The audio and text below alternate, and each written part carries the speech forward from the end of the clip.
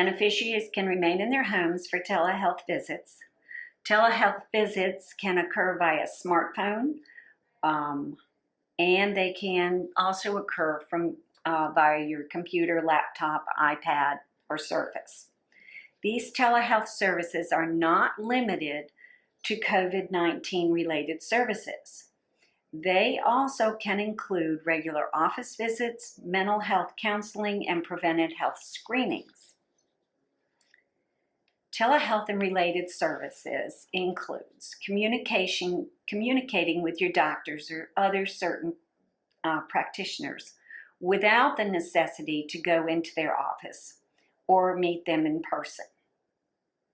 Medicare pays for what's called virtual check-ins, or brief virtual services with your established physician for certain practitioners where the communication isn't related to a medical visit within the previous 7 days and doesn't lead to a medical visit within the next 24 hours. Consent verbally to use virtual check-ins and your doctor must be documented. That your documented consent must be put in your medical record before you can use the service. You pay your usual Medicare coinsurance and deductible if it is applicable, and if your insurance company, if you're on an Advantage plan, if they actually have a charge for that.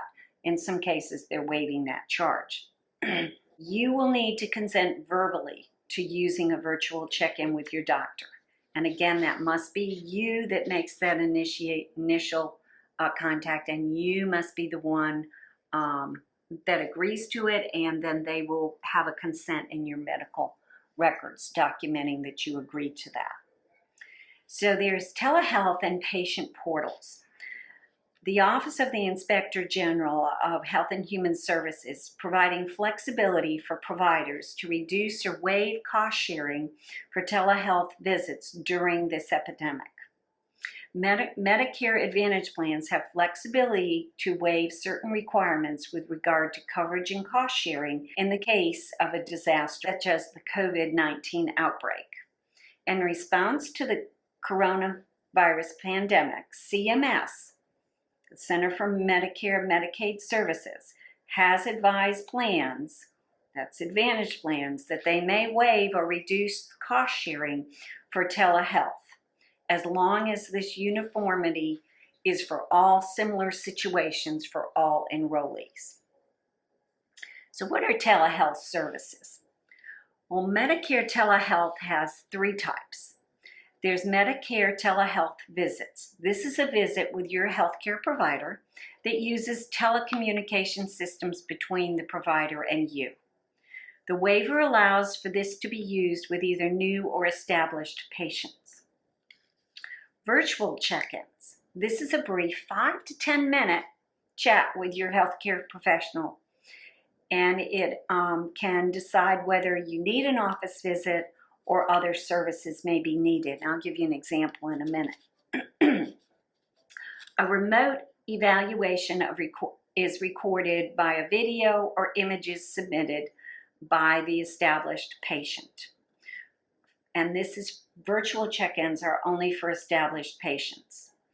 E-visits are a communication between a patient and their provider through an online patient portal. This again is one of those types of services that's for established patients between the patient and the provider's office. So what do you need to do telehealth services? Well, I was given this example last week when I visited with one of my healthcare professionals, and he said one of his patients had started a new medication and was having some adjustment issues with it. So the patient called the office and established an appointment time with the office. The patient was told to download on their smartphone the program Zoom or onto their computer, and then the patient was given a link to connect with at the time of the appointment that was going to be either on their smartphone or on their computer. What happened was the patient was able to talk with the doctor, with the healthcare professional, explain what the symptoms were, and they were able to make some adjustments to the medications that he was on to help with the situation. So you call your healthcare provider's office to set up an appointment for a meeting online. You discuss any copays that might be included. You download an application program if needed for your computer, laptop, Surface, iPad, or smartphone. The healthcare provider's office will send a link for you to click on at the time of that appointment. You connect at the appointment time via the link that's been set. One of the changes that's come about also with the coronavirus or the COVID-19 is the ability to have early prescription refills. Due to the coronavirus, the Center for Medicare and Medicaid Services is allowing Medicare Part D and Medicare Advantage plans with drug plans to relax their refill too soon prescription rules if it will disrupt the beneficiary from accessing their medication. However, this is discretionary for each plan and as to how they relax these rules. You need to check your Part D or your Medicare Advantage plan or with your pharmacy regarding early refills. The Department of Homeland Security recommended that in advance of this pandemic, people be ensured that they have a continuous supply of their regular prescription drugs. Medicare Part D plans have limits on the amount of medication people can receive at one time and the frequency with which the patient can refill that medication. So CMS has stated that in the case of a national disaster or emergency or public health declarations, it expects Part D plans to lift that refill too soon edits until the termination of the emergency is declared. In light of the corona pandemic, Part D plans, both standalone drug plans and Medicare Advantage drug plans, may, but are not required to, relax certain requirements with regard to limits or extended day supply and refill too soon restrictions. Because refill rules vary across Part D plans, Part D beneficiaries would need to contact their pharmacist or their Part D plan to determine if they can get an extended supply. According to CMS, for drugs covered under Part B, Medicare and its contractors make decisions locally and on a case-by-case basis as to whether to provide and pay for a greater than 30-day supply. And again, that's when in relationship to drugs that fall under the Part B, as in boy, for their prescriptions. So what does this mean for you? This means that if you have a 30-day supply of a medication that you get regularly, you can check with your pharmacy and you can check with your insurance company, your Part D carrier, and see if you can get a 90-day supply sent instead. The other thing that's been changed is they've made some waivers to the home or mail delivery for prescriptions. So under a disaster or emergency situation, when you cannot go to your retail pharmacy, say you're quarantined or you've been given the stay-at-home directive, some pharmacies may choose to offer delivery or mail services. Some Part D plans may relax the approval policy for home or delivery. Some pharmacies offer this service for established customers at no additional charge. Make certain your pharmacy has a working contact phone number for you. The policy was that Part D insurance carriers had to get your approval to deliver a prescription unless you ask for a refill or request the new prescription. Some plans may ask you for your approval every year so that they can send you all new prescriptions without asking you before each delivery. Other plans may ask you before each delivery.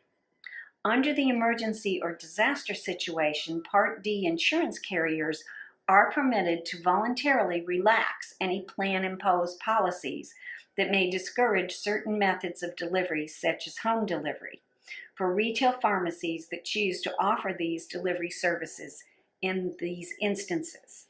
Some pharmacies offer delivery services first established, or in some cases even new patients, at no additional charge. Make sure, again, that your pharmacy has a working contact phone number for you. So there's a couple of other Medicare changes during this national emergency that might impact you and might not. During a declared emergency, Medicare Advantage plans are required to cover services at out-of-network Medicare facilities and charge the same copay as in-network facilities. This includes your Part D drug plans. So what that means is, can I use an out-of-network provider if I'm in an Advantage plan? Plans that provide Medicare coverage benefits to Medicare beneficiaries, including standalone prescription plans and Medicare HMO and PPO plans, typically have provider networks and limit the ability of enrollees to receive Medicare coverage services from out-of-network providers, or charge enrollees more when they receive services from the out-of-network providers or pharmacies. During the period of the declared emergency, a national disaster, Medicare Advantage plans are required to cover services at out-of-network facilities, but those facilities must participate in Medicare, and that they can only charge the enrollee who was affected by the emergency and who received the care out-of-network at the same rate as their in-network facilities. That's an important thing to have in your arsenal. Because say you're in a community and your doctors that you have in-network are outside of that area and you can't travel outside of that area and you need to go to for Medicare services, then you can check with your insurance carrier, your Advantage plan, or you can call and check with area doctor's offices to see if they take Medicare, and you are allowed to go out of network and go to them, and it would not cost you any more than if you had gone to your in-network provider. The other change that might affect some people but might not is the 3-day hospitalization rule for skilled nursing. And I know this is a more limited population that would be using this. So CMS is waiving the requirement for a 3-day prior hospitalization for coverage of a skilled nursing facility for those Medicare beneficiaries who need to be transferred as a result of the effect of a disaster or emergency.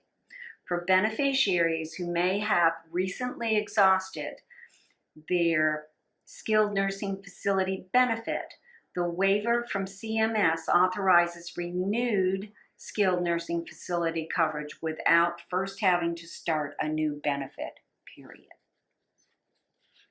And we know that nursing home residents are being monitored a little more closely, and that they are setting some regulations on the nursing homes as far as visitations. So Medicare has established quality and safety standards for nursing facilities with Medicare beds and has issued guidance related to infection control and prevention. Nursing homes to restrict visitation by all visitors and non-essential healthcare personnel, except in compassionate care situations such as end of life. To cancel communal dining and other group activities and actively screen residents and staff for symptoms of COVID-19. And those are some good precautionary measures to be taken to protect our more vulnerable population. So let's talk a little bit about a vaccine. Currently, there is no vaccine for COVID-19. When the vaccine for COVID-19 becomes available, it will fall under the same Medicare guidelines as other vaccines. Medicare Part B covers certain preventative vaccines like influenza, pneumonia, and hepatitis B. and these vaccines are not subject to the Part B coinsurance and deductible.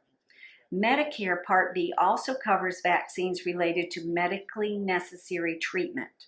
For traditional Medicare beneficiaries who need these medically necessary vaccine, the Part B deductible and 20% coinsurance would apply.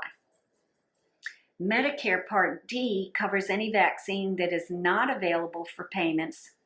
Part D plans and cost sharing for vaccines and other prescription drugs vary by plan, by different insurance plans. If a vaccine becomes available for the COVID-19, Medicare will cover the vaccine, and all Part D plans will be required to cover the vaccine. If it is a Part D drug, the new vaccine would likely be subject to deductible and cost-sharing requirements, whether covered by Part B or Part D as in dog. So some of the things that we're also hearing from our clients is that there are some scams out there related to the coronavirus. These seem to be rapidly increasing. Scammers are targeting older adults and those who have serious long-term health conditions who appear to have a higher risk.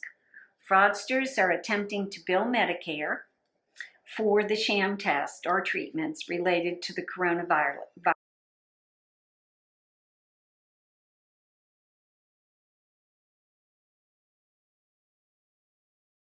2468, or the North Carolina Department of Insurance Senior Medical Patrol at 855-408-1212.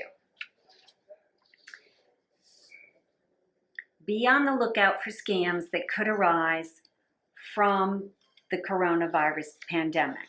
As a reminder, protect your Medicare number and only provide it to your doctors and healthcare Medicare providers. Be cautious of anyone going door to door to offer free corona vaccines or testing or supplies or treatments.